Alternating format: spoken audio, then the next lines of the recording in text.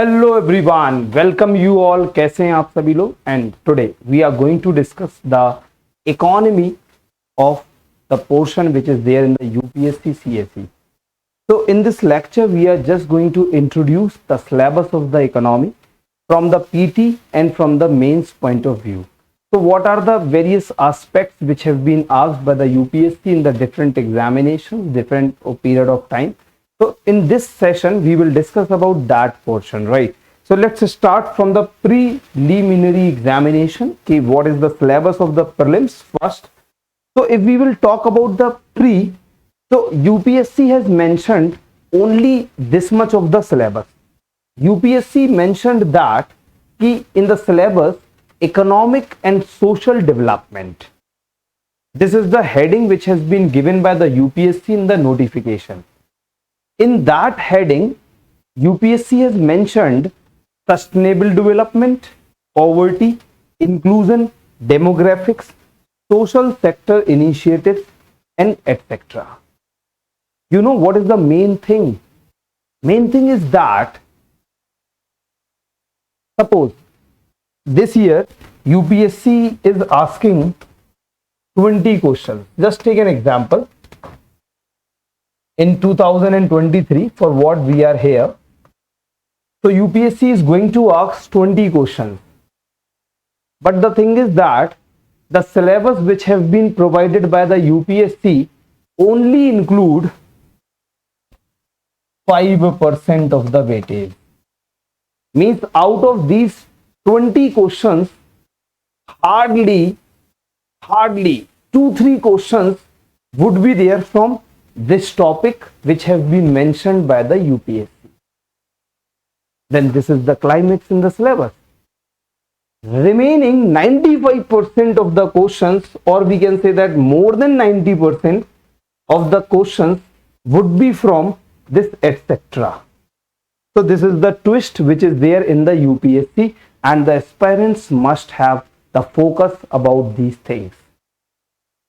So what I have mentioned in my discussion, the syllabus which have been provided by the UPSC only have the weightage of 5% of the questions every year, and which is not mentioned in the syllabus, that is etc. So this portion have asked every time and all the time for the last 10-12 years. The UPSC is asking as many questions as from this ETC. So in this session we are going to talk what the ETC covered while we are talking about the preliminary portion of the economy in the UPSC examination. The ETC portion includes these different topics which we will discuss in so detailed in our class. Like we will begin with the economic growth and development. So there is a very good topic, economic growth and economic development. So these are the two aspects. One is called economic growth, another one is called economic development. While we are measuring the economic growth of any country, so we would talk about the factors like national income. In the national income, we would talk about the GDP, NDP, GNP, NNP, like topics. So with the help of GDP, GVA, GNP, we can be able to assess the economic growth of the country. And when we are talking about the economic development of the nation, then the economic development includes the measurement of HDI, Human Development Index, Gender Development Index, Gender Inequality Index, Gross National Happiness. ऐसे बहुत सारे different topics are there. PQLI, Physical Quality of Life Index, Gross National Happiness Index. So while we are measuring the economic development of the country, so we will be referring these topics called HDI, GDI, GEI, MPI, PQLI, GNI, etc. kind of things. So in the upcoming classes, we are going to talk about these topics in detail. Then the next topic, the ETC portion will have, that is money and banking. In the money and banking, we will be able to discuss a lot of things which are there in the UPSC questions in the previous year. So on the basis of the previous year, we will have the syllabus like that. In the next unit of the discussion, we will have a talk about the financial market. In the financial market, we are going to talk the money market, the capital market, the share market, and the different instruments like commercial paper, treasury bill, certificate of deposit, bills of exchange, promissory note, cash management bill, ways and means advances. Whatever I'm saying in my class right now, after the class, you all would be able to appreciate everything, whatever is mentioning in the class, right? And one more important thing, I'm going to make your economy the best subject of your life. This is my gentle promise. After having the discussion of all these topics, you guys would be able to appreciate the economy questions very well, right? Now, next topic which we are going to deal in the upcoming classes would be public finance. In the public finance, there are two major portions. One is budget and the another one is taxation system. So these two are the very important topics from the examination point of view. Apart of that, we will also have a look about the social sectors. Social sectors means the planning, the employment, unemployment kind of topic. They are also very relevant from the examination point of view. And the one more and the very important topic which we will cover in so detail, and that is called inflation and deflation. In this topic, we are going to mention the different situations, like you heard many times: recession, meltdown, depression. So I'll make the clear-cut definition between, or the differentiation between them, and the clear-cut definition: what is meltdown, what is slowdown, what is depression, what is reflation, what is deflation, what is disinflation. So there are different terms which student is always having so many problems in these things. We are going to cover the different topics in this section, like CPI, WPI. We will talk about the monetary policy, the fiscal policy, and one more important, that is administrative policy. So these are the different policies with the help of which the government, the RBI, simultaneously would be able to control the inflationary or deflationary situation in the economy. So we are going to cover this topic in detail, and the last unit what we are going to cover, that would be called foreign trade. In the foreign trade, we will be discussing the balance of payment, the foreign exchange rate, the devaluation of currency, and in that topic we will also discuss the FDI, the FII, the QFI, qualified foreign investors. These different things we are going to cover in the preliminary syllabus. Now coming to the mains, what we are going to discuss in mains. Before going to discuss the mains part, let me tell you one thing. This is the scenario of the number of questions which have been asked in the prelims examination in the economy section. If I'll talk about the recent trend of the UPSC, that is in 2022, if I'll say direct question from the economics, there would be 14 questions. There were 14 questions. But if we include the general questions which are directly or indirectly related with economics, then would be around 21-22 questions.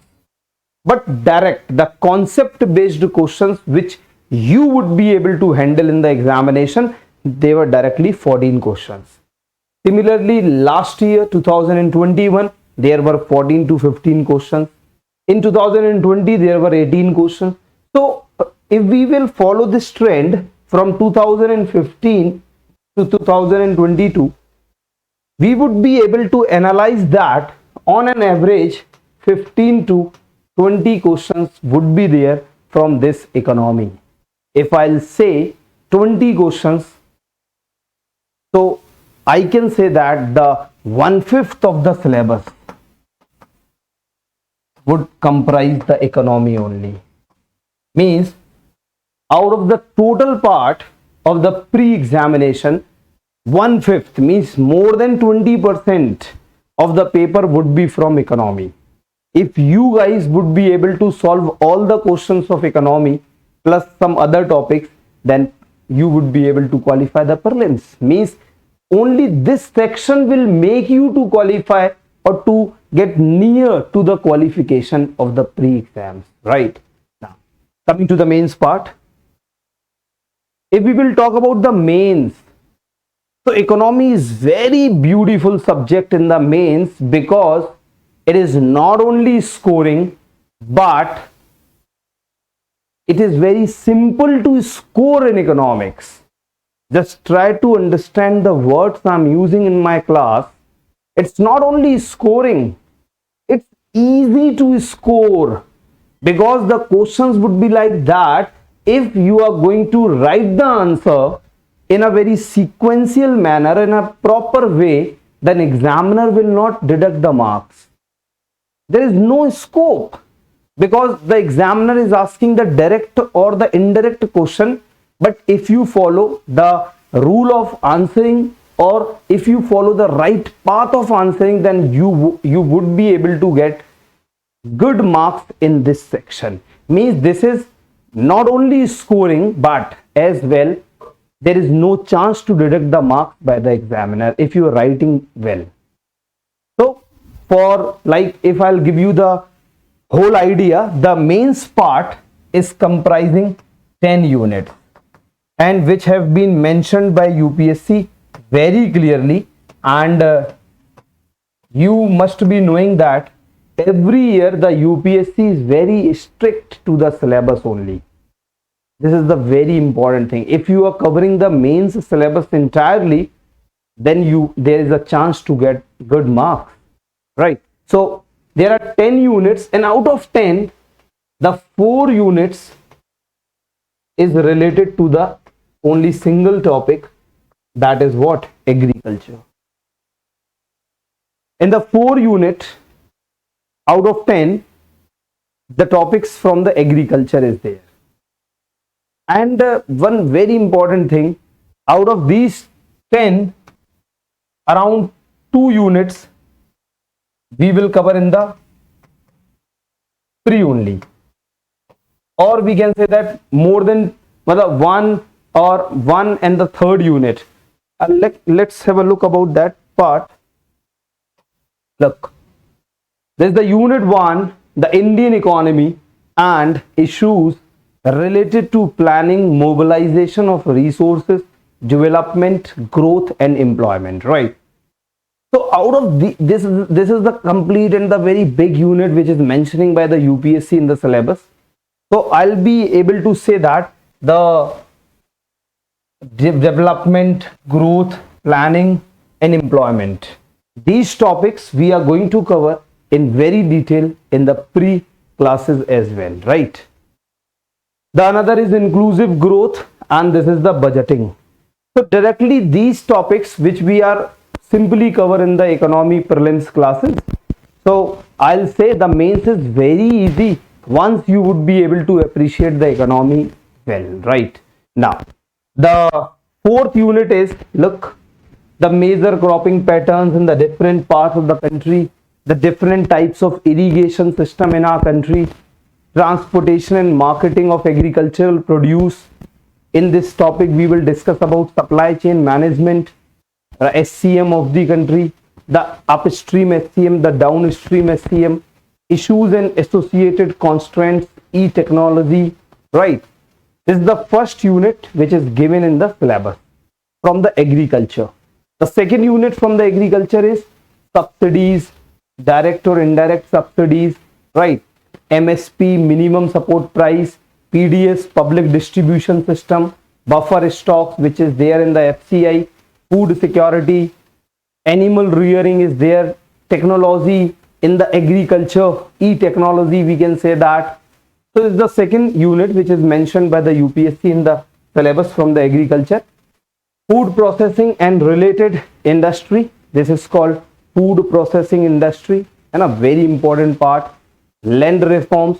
So these 4 units are there from agriculture. And the 5th part, while we are going from the Indian economy to the international economy, this is also called economic liberalization. The liberalization is a very big term. It is associated with the privatization and globalization as well. So this unit is having a very broad dimension in itself, that is effects of liberalization, which has been adopted by India in 1991 by the recommendation of Manmohan Rao's committee. So we will discuss in detail what is liberalization and how does the liberalization having impact on the Indian economy. Now, next portion is infrastructure. In the infrastructure, every year the economic survey mentioned about infrastructure. If you are able to cope up with the syllabus of UPSC mains with the economic survey every year, then you would be able to appreciate good marks in this portion. So in the infrastructure topic, we will discuss the energy, the roads, the ports, airport, railway, telecommunication, logistics, which is the recent infrastructure included and it has been given by the World Bank. And the last unit is investment models. So these are the 10 units which are there in the mains part, and the prelims, the mains, I have discussed everything about the economy topics, right? So now today I'm just going to introduce a very or few minutes about the economics concept, and here in this session I'm going to give you one very important concept of economics. Let's have a look at that topic with the help of MCQ, right? And the MCQ has been asked by the UPSC, and this question I have taken from the prelims previous year questions, right? Chalo, let's go. This is the first question in front of you guys, and the question is, consider the following statement regarding what? The GDP deflator. The question is from a very important term in economics, that is GDP deflator. For the better understanding of this term, you guys first of all need to know what the GDP is. The second thing, you must be knowing the nominal GDP, and the third thing, the real GDP. Then only we would be able to appreciate what the GDP deflator is. So before going to read these options, let me tell you what the GDP deflator is. First, let us understand the GDP deflator in a very deep manner so that you would be able to cope in what way I am going to teach you in the upcoming classes, right? Let's have a look. So there is a term GDP deflator. What the GDP deflator is? So whenever we are talking about GDP deflator,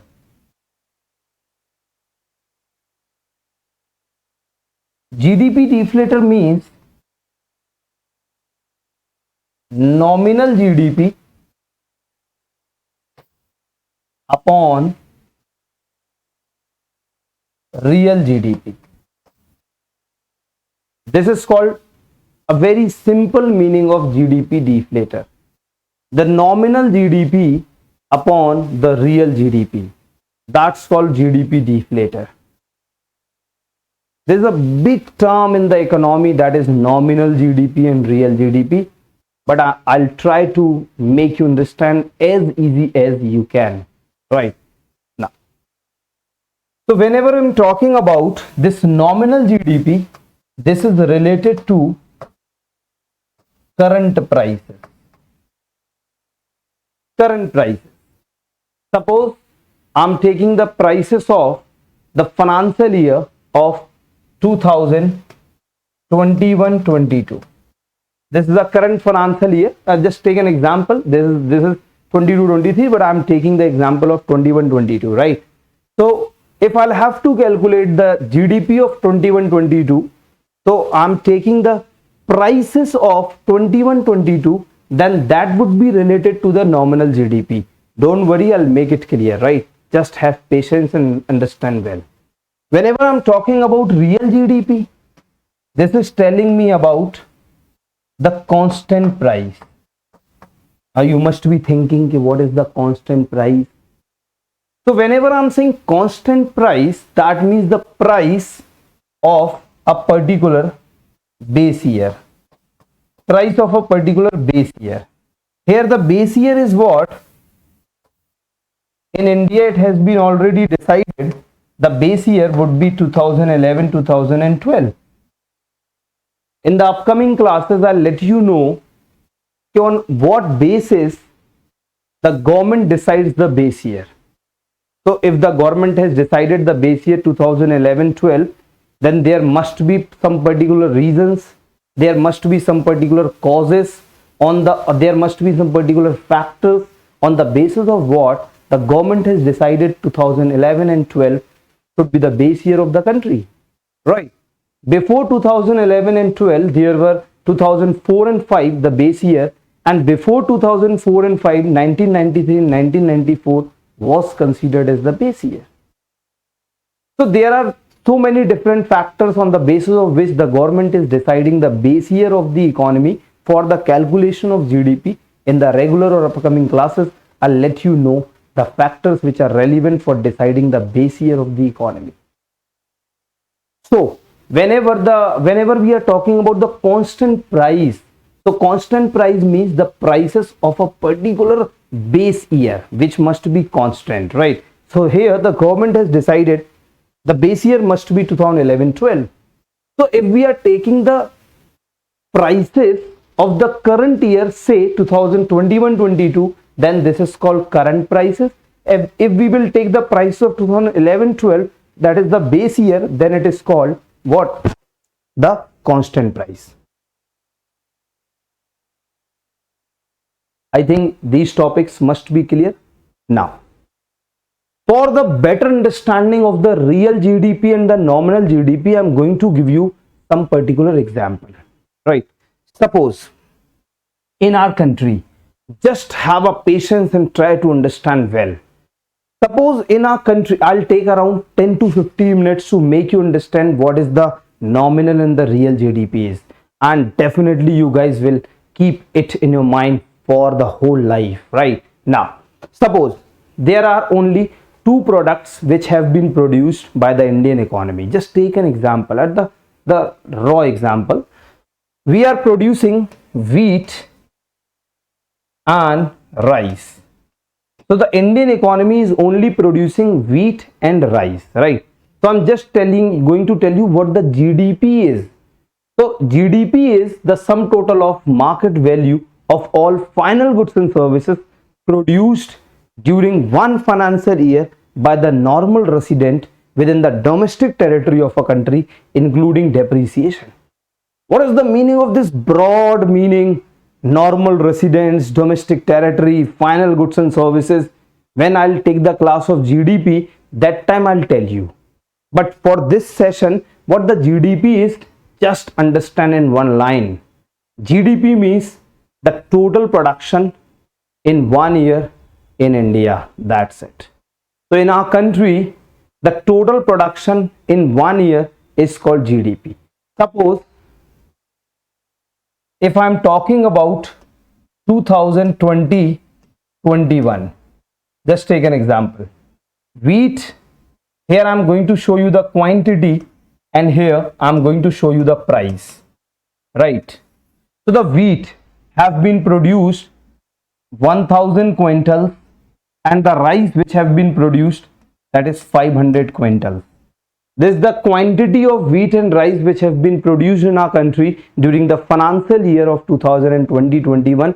With this example, I'm gonna tell you the nominal GDP and the real GDP, right? Just one, hold on. And the price of wheat was, just take an example, rupees 100, and the price of rice is rupees 120. So what would be the GDP of 2020-21? Look, if I'll say this is the quantity produced of the wheat and rice respectively, the 1000 and the 500 quintals, and this is the price of the wheat and the rice respectively, which is given here. The wheat is having the rupees 100 and the rice is rupees 120, right? So what is the total quantity? Look, this into this is what? 1 lakh. This into this, what?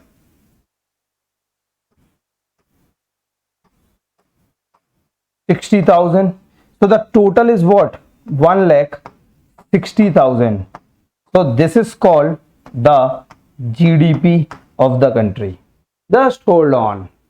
So what the GDP The India is producing only two commodities. Just take an example, wheat and rice.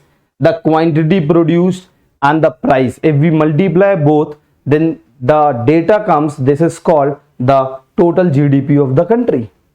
Look, now I'm coming to the next year, and here I'm taking the example of 2021-22, right? What had happened in the Indian economy is that what had happened now, here I'm going to show you the quantity of the wheat and the rice, and here I'm going to show you the price, right? Just understand my topic. The wheat in 2021-22 from 100 quintal, now this is 115, 1500 quintal, and the rice from 500 800 quintal. So this is 21-22. The total production have been changed, or we can say that increase in terms of both the wheat and the rice. But what had happened? The prices of this wheat from 100, they became 120, right? And the rice which were earlier 120, now they became rupees 150. So this is the new price and the new quantity of 2020 and 21, right? So if we multiply both 15 into 120, 1500 into 120, then what would be the result? Just tell me. So usually this is calculated in my class by my student only. My maths is B, ऐसा बिल्कुल नहीं है ना. तो दोस्तों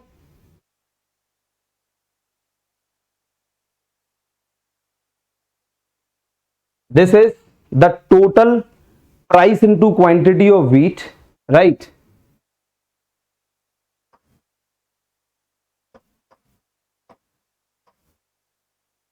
And that must be the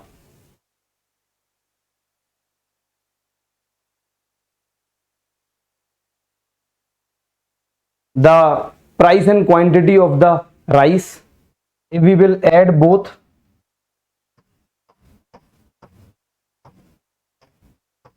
this is 3 lakh, this is 3 lakh.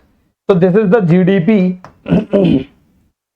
of the current financial year, that is 21-22, right?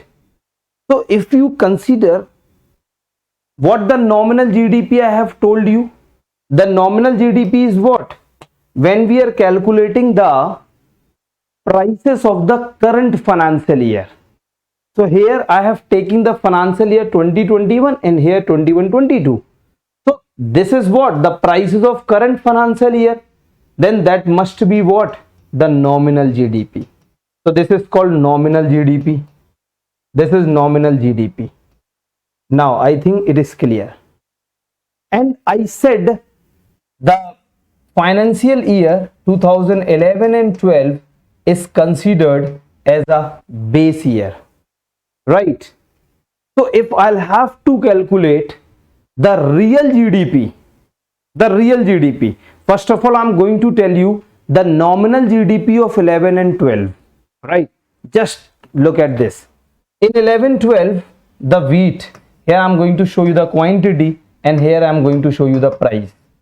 The quantity produced in 2011 and 12, that were only 500 quintals, and this was 200 quintal, and the price was only 70 rupees, and here the price is rupees 50.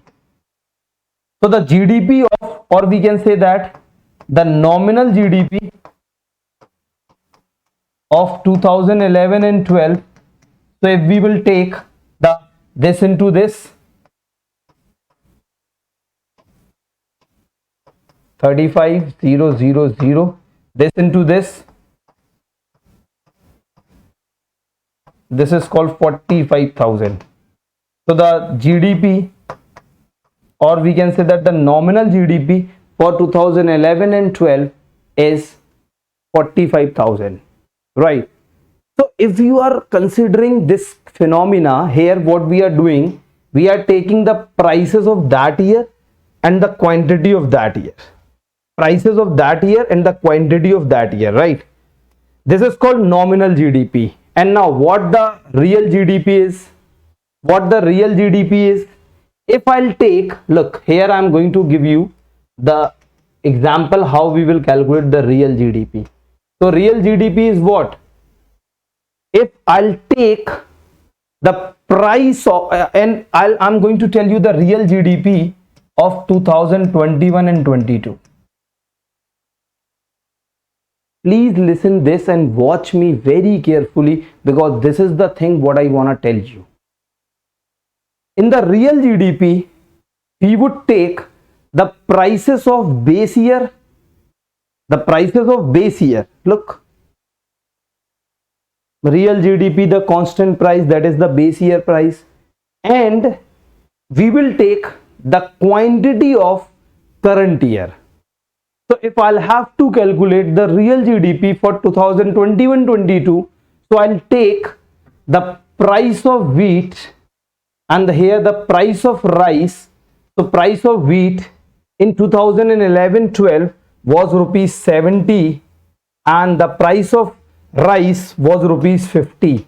Multiply by the quantity of 2021-22. So quantity is what? 1500 and 800. So multiply by 1500 into 800.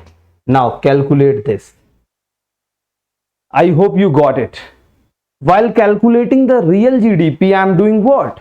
I am taking the prices of base year but the quantity of the current financial year. So if I'll take the price of base year, that is 2011 and 12, that is 70 and 50 for wheat and rice respectively, and I'm taking the quantity of the current financial year, say 2021-22, that is wheat 1500 quintals and the rice was 800 quintals. Now calculate this. 7 5s are 35.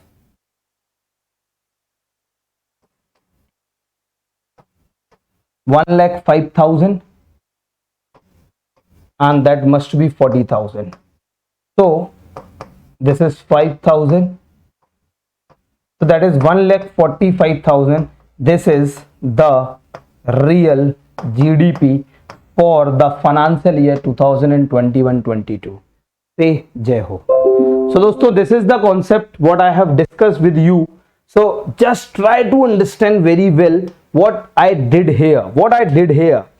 I took the quantity of the current financial year and the price of the base year, and with the help of this two, so we can say that the nominal GDP for 2021-22 is 3 lakh and the real GDP is 1,45,000.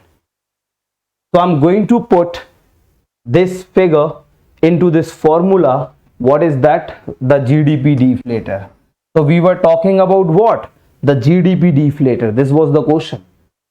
So GDP deflator. So whenever we are talking about GDP deflator, that is what? The nominal GDP upon the real GDP. So nominal GDP for 21-22 was what? 3 lakh. So here I'm going to put this 3 lakh. And what is the real GDP for 21-22 is this 1,45,000 upon 1,45,000. By dividing this, we will get to know what the GDP deflator is. So I'm saying that the GDP deflator is telling us what? Simply it is telling us the prices of the commodity, in the current financial year and the base year. So we can say that GDP deflator is nothing. It is what? The comparison of the prices between two financial year, that is the base year 2011-12 and the current financial year. So with the help of this GDP deflator, we would be able to calculate what? So we would be able to calculate the inflationary situation in the economy. So GDP deflator is what? It is the indicator with the help of what? The GDP, the inflation rate can be calculated in the whole economy. So for calculating the inflation in the economy, we are having the three concepts. Number one, the CPI, Consumer Price Index. Number two, the Wholesale Price Index, the WPI. And number three, the GDP deflator. CPI tells us the prices for the consuming sector in the economy. The WPI tells us the prices for the wholesale sector in the economy, and the GDP deflator tells us the change in the price, that is inflationary or deflationary situation for the whole economy. So this is the finest way to calculate inflationary situation in the economy, that is GDP deflator out of CPI and WPI. But there is a twist. Although, just listen to me, although GDP deflator is the finest way to calculate inflation in the economy, but the government of India is having more weightage on the part of calculating inflation on CPI, and that is CPI combined. That must be telling by me in the upcoming classes only, don't worry. But listen to me this point, this is economics. What is looking, actually it is not, and what is not, we are not able to see.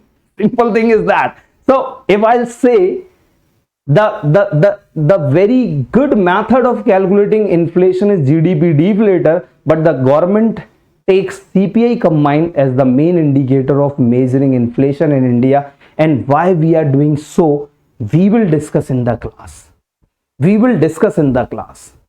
A GDP deflator is telling us the quarterly or the annually only, but CPI we will be able to measure on monthly basis.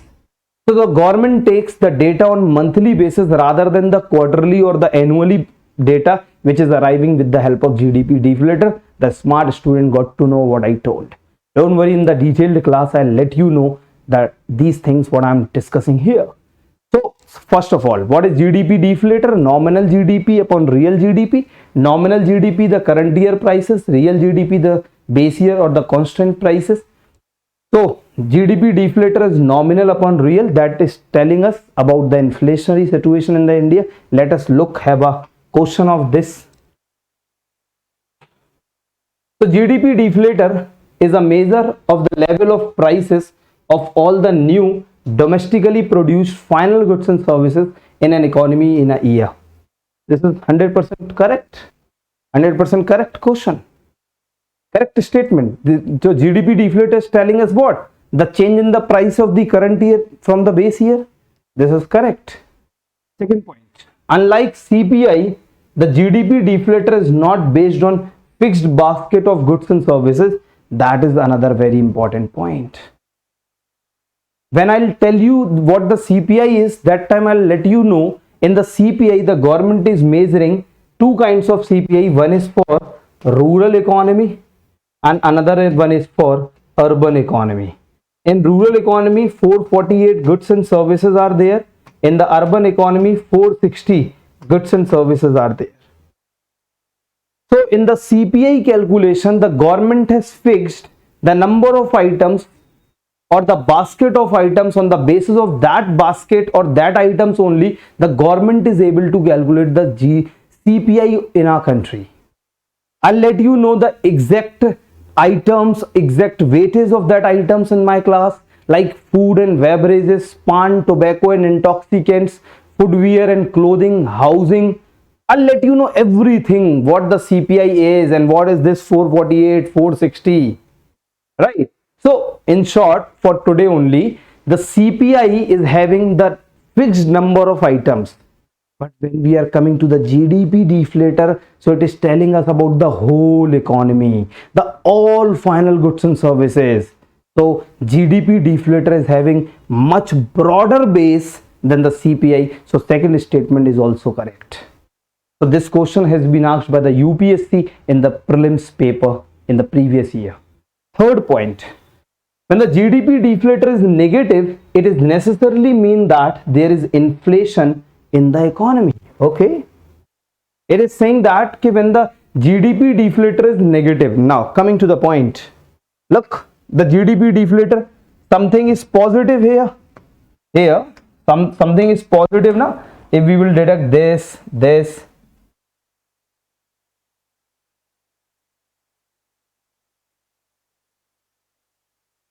right?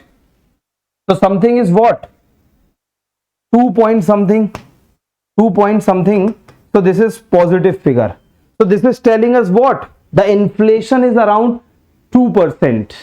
Inflation is around more than 2%. So the commodity which were earlier having 100 rupees, now it is more than twice, right? So 2 times inflation is there. This is GDP deflator. If suppose this value is negative, negative would be when this is 1 lakh and this is 1,45,000. So there would be what? The negative value, the negative value. So that must be telling us about what? Deflationary situation in the economy rather than inflationary situation. So when the GDP deflator is positive, then it is what? Inflation in the economy. When it is negative, then it is what? Deflation in the economy, not inflation. But the question is saying when the GDP deflator is negative, it is necessarily means that there is inflation in the economy. No. When the GDP deflator is negative, that is necessarily means there would be deflationary situation in the economy. So deflationary is what? When the general price level, that is the prices of all goods and services in the whole country, decreases at sustained rate and more than and below 0%, then it is called deflation, right? So I'll say the first and second statement is correct. So correct answer is the C, right? So with the help of this much of knowledge, we would be able to appreciate this kind of question in the UPSC. So I hope this class is very good for you. So we will talk about the next concepts later on. So have a nice and wonderful time. Jai Hind.